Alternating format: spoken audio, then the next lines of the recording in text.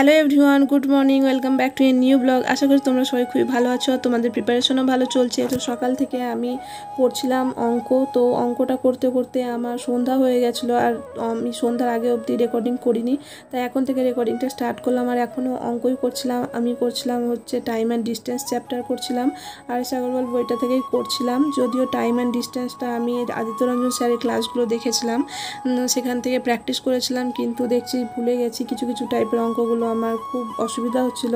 Problem on ট্রেনটাই অতটা হয় না, কিন্তু টাইম অ্যান্ড ডিস্টেন্সটাই প্রবলেম হয়। তো আমি এটা একবার পুরোটা প্র্যাকটিস করে নিলাম। তো আজকে আমার সন্ধ্যা অবধি অঙ্কই করে গেছি। আর তারপর আমি একটু অন্য সাবজেক্ট নিয়ে বসলাম। কার্তিকচন্দ্র মণ্ডলের যে ভূগোল বইটা আছে আমার, সেখান থেকে ভূপ্রকৃতিটা আমি আগে পড়েছিলাম, তোমরা দেখেছো। তো সেখান থেকেই আমি ভূপ্রকৃতিটা একবার পড়ে নিলাম। তো রিভিশনটাও হয়ে গেল, না হলে আবার ভুলে যাব। তো রোজ রিভিশন করতে থাকলে সেই জিনিসগুলো আবার নতুন করে পড়তে হয় না।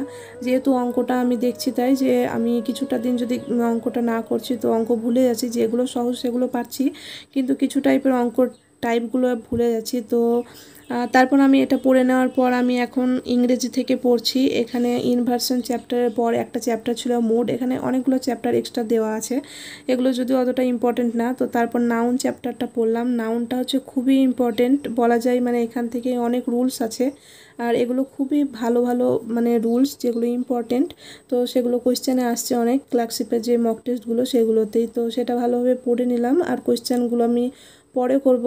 আর এখান থেকে এখন পড়ছি আমি ওয়ান ওয়ার্ডগুলো পড়ছিলাম। তো আজকের ভিডিও এতটুকুই ছিল। যদি তোমাদের কিছু ভালো লাগে আর যদি হেল্পফুল বলে মনে হয় তো প্লিজ চ্যানেলটা সাবস্ক্রাইব করে দিও। ভালো থেকো, সুস্থ থেকো, দেখা হবে পরের ভিডিওতে। বাই।